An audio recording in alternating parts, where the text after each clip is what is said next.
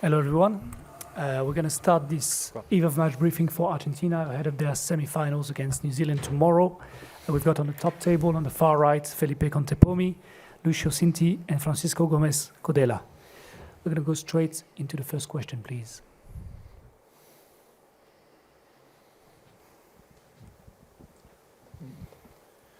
Buenas tardes para los tres. Felipe, arranco con vos para entender un poco cómo llega el equipo a esta semifinal. Hello to all three of you. Now, to understand the selection for this semi-final,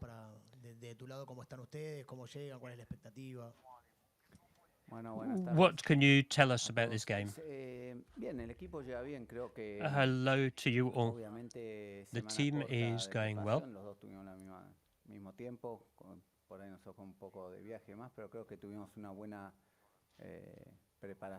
Everybody is on the same page. We've had a good preparation. We are prepared as we want to be, and now we are waiting for the game. Beyond this week, it is what we've been doing over the last year and a half, and especially over the last 3 months, our preparation. We have faith. Hello. I will repeat what Felipe said. We had a very short week. We had to adapt. We're very concentrated, very focused. We know we have to be focused tomorrow, and there is no secret. Hola. Moreno Molla de Sky Sport Italia, una pregunta para Felipe Contepomi. Considerando lo que pasó en 2007 A question for Felipe. ¿Cuál es el valor de ese partido según after the 2007 and to 2015 experience, what does this game represent in the history of the Pumas?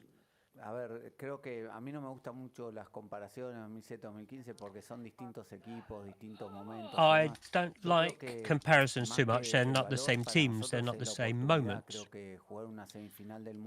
I think what we need to see is the chance to play a semi-final.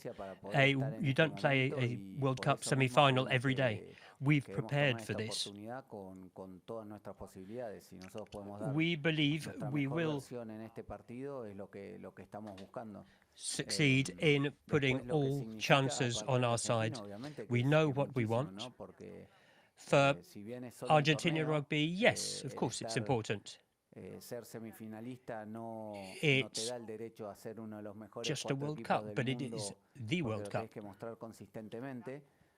We're amongst the 4 best teams in the world. We want to show this day after day.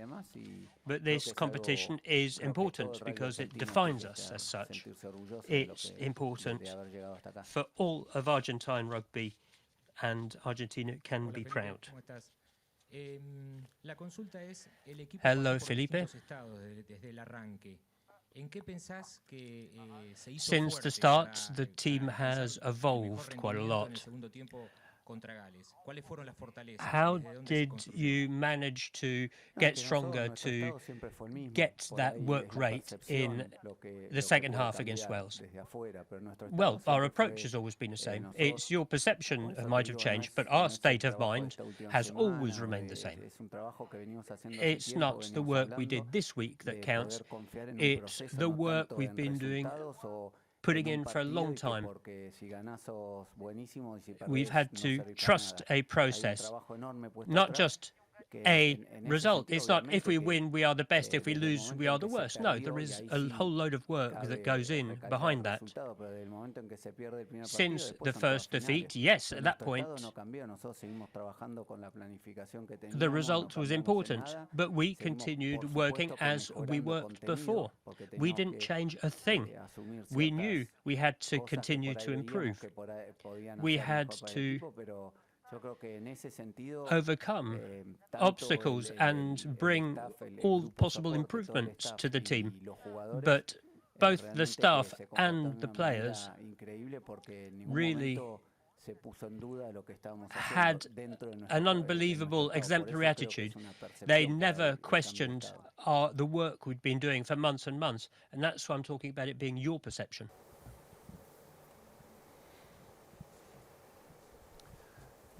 Felipe, up the back, a question in English, if I may. Yeah.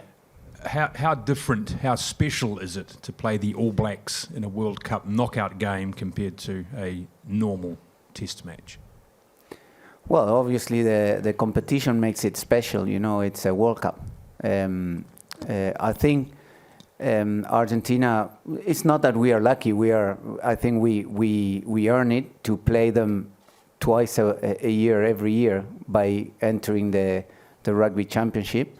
And for me, definitely, it's very important that, because it gave us the opportunity to compete every year against the best, like South Africa, New Zealand, Australia, and that helped us a lot to develop for when we arrive into games like hopefully tomorrow.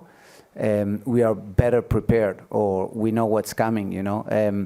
But it's a very special occasion. It's not just because it's the All Blacks, it's because it's a semi-final of the World Cup. If it was Ireland, it would be the same great occasion for us. You know, we'll embrace the occasion. We want to come and give our best, and that's what we are looking for.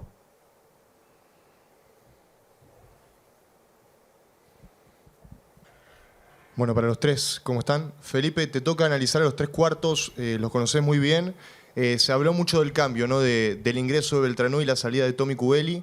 ¿Qué se toma como decisión y qué tan importante es?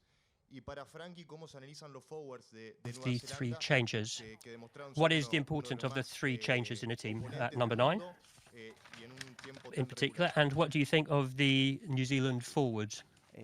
No, en cuanto al cambio de mediocrown, primero quiero aclarar que In terms of the changes, la suerte o la fortuna de tener tres mediocrowns. we are lucky enough to have 3 cada entrenamiento, con lo cual top-class scrum halves. They are competing against each other at each training session. It gives us problems in the selection, and we've made a strategic choice. We won't go into the details. It is a strategic issue. It has nothing to do with Willie or with Bertanou. It's something that managers and the players deal with, and I need to highlight the way that the competition between them and the luck that we have in having 3 of them is very huge. Hello. An assessment of the New Zealand pack. Well, there's not much to analyse. It's clear they are one of the best forward packs in the world. They are strong in a scrum, they are strong in a line-outs, in all their set pieces. What analysis do you want me to do? They are complete. They dominate all aspects of the game. We will have to be good enough. It's very clear.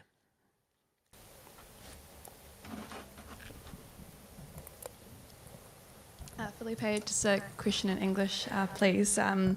The Argentina's win over in New Zealand last year has been brought up quite a bit in All Blacks camp. Has that been a point of conversation as well for Argentina? Sorry, I didn't get the question. Sorry, the win in New Zealand last year has been brought up a fair bit with the All Blacks. Has it been a point of conversation for you this week, and how much do you draw on that game for the semi-final? Well, I don't know what's being brought up in the New Zealand camp. You might know, but for me, it's not. I think that's the past, or it's something that obviously, once you beat them once, you humanize them more, but it doesn't make the game start 0-0, and we know everyone says they'll go through to the final, but we are here to give our best version and play our best rugby, you know, and we'll have a plan and we'll go for that, you know. It doesn't count beating them. We don't start with more points because we beat them in Christchurch, so it starts 0-0. So.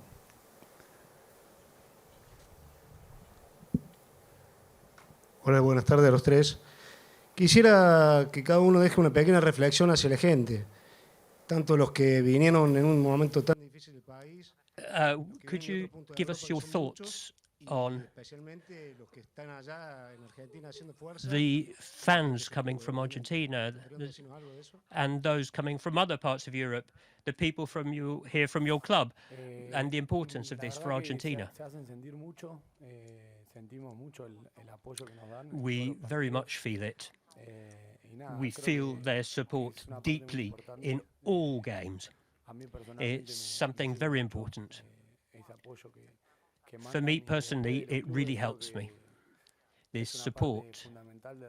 And the clubs, well, that's clear. They are a fundamental part of Argentinian rugby. And yes, it is very, very important. The energy that they give us is very positive. As Lucio says, we are very happy, we're very proud. It is much more than a team. It is a family. It is all the people behind us who help us daily in order for us to be able to give the best of ourselves. Buenas tardes todos.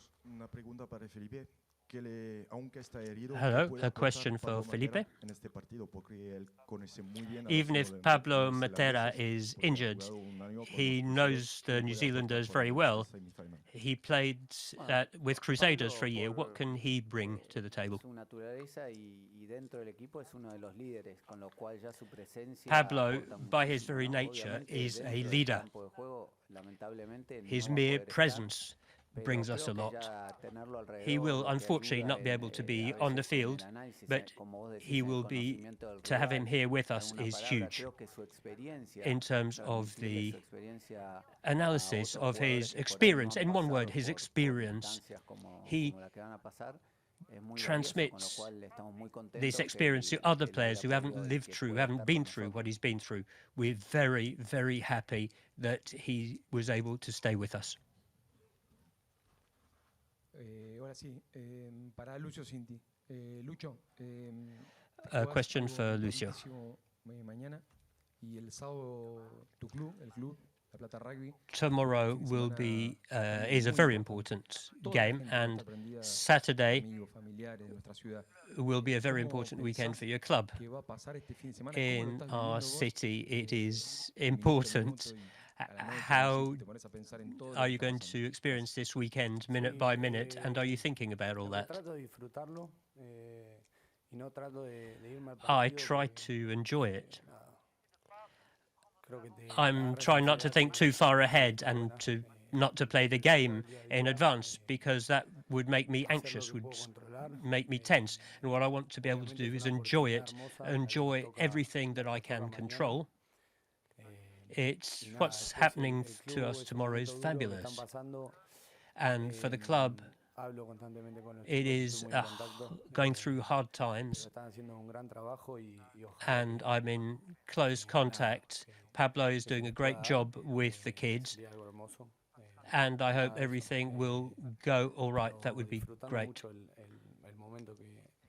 However, I'm trying to sum up. I'm trying to enjoy each moment. Buenas tardes, Hernán Funes por Cadena 3 Argentina. Le quería preguntar a Felipe. Good afternoon. ¿Cómo transmite al plantel la ubicación Felipe, histórica de este partido? Estuviste how en do el you 99, en los Pumas de bronce del 2007. ¿De dónde ubicás este partido de los Pumas en la historia del equipo? do you transmit the how do you place this game, the current Pumas, compared to Pumas across history in 2005, for example? Well, what I say, what counts, is the 2023 Pumas. Next year, it will be the 2024 Pumas. Of course, I lived through 99, 2007, 2015. These are all chapters in the rich history of the Pumas. And there are some chapters that are more pleasant than others. But for me, these are completely different stories. Each team had its story, had its history. Each team experienced it differently. We do not repeat. We have to transmit, hand down the experience. But there are players who were there in 2015 who can also hand down, transmit their experience by remembering the good times and learning from the bad times how to improve the situation. Yes, I believe this is a historic moment, but there will be other historic moments. And maybe we'll no longer talk about history. It will just be something every day. And that in all World Cups, we'd be in amongst the top 4.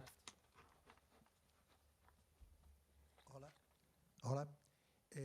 Quiero saber qué partido va a ser mañana y Yes, dónde I se puede would perder y dónde se puede like ganar. to know what kind of game it will be tomorrow. Where can we lose? Where can we win it? Mañana va a ser un partido, esperamos, muy cerrado. Y me parece que We're expecting a very tight game tomorrow. The key will be rugby fundamentals, set pieces. If we turn up, if we manage to dominate those aspects of the game, these fundamentals, it will be a good game. The result will be tomorrow at 11 o'clock, but we will be there. Bonjour, Felipe. Question en français, s'il vous plaît. A question in French. Without disrespecting you, a lot of observers are already seeing New Zealand and South Africa in a final. Are you using this to motivate your players? Does it irritate you?